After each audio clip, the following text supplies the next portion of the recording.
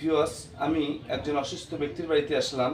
হ্যাঁ, খুবই অসুস্থ, অর্থনৈতিক সমস্যা। তো একটু আমরা তার সাথে পরিচয় হই। আসসালামু আলাইকুম।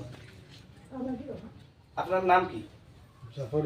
জফরউদ্দিন। আর উনি যে আছেন ওনার নাম কি? আপনার কি হয়? স্ত্রী। আর এই যে ইনি যে শুয়ে আছেন শাশুড়ি হয়। আচ্ছা, যাই হোক, আপনাদের অসুস্থর কথা শুনে বা অসহায়তার কথা শুনে আপনাদের বাড়িতে আমি আসলাম। আসলে সমস্যাটা কি একটু খুলে বলুন।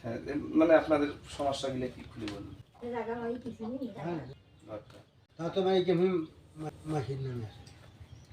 আচ্ছা আচ্ছা, যাই হোক, মানে দেখা যাচ্ছে যে আপনার ছেলে মেয়ে, ওই ছেলে একটা চলে শ্বশুর বাড়ি চলে গেছে। আপনাকে পুষে না।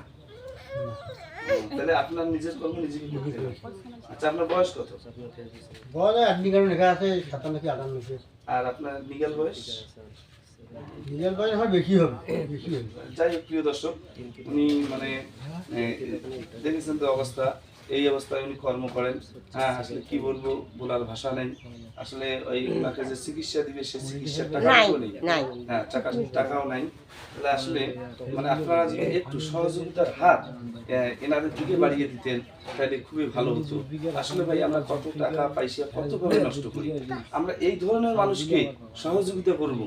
হ্যাঁ, এই ধরনের মানুষের আমাদের ঘাম ঝরানোর টাকা এই সমস্ত মানুষকে দেবো, তাহলে আমরা উপকৃত হতে পারবো। তা যাই হোক, ওনার কি সমস্যা? ওই বুকের দৌড় একটা গ্যাস।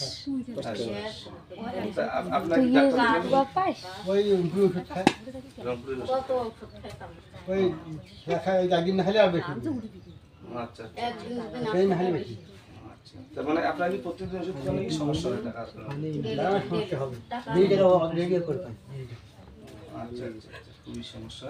প্রিয় দর্শক, পারলে একটু সহযোগিতার হাত এদের দিকে আপনারা বাড়িয়ে দিবেন, আমার অনুরোধ থাকবে আপনাদের প্রতি।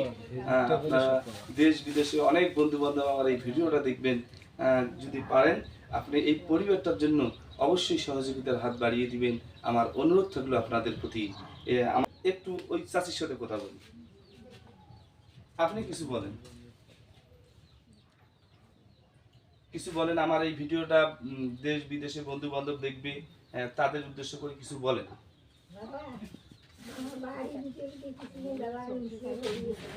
আমার চিকিৎসা করে টাকা নেন, আমার কাজ চিকিৎসা দেয়, বেটা পত্র কেউ নেই, চিকিৎসা দিয়ে আমার টাকায় নেই।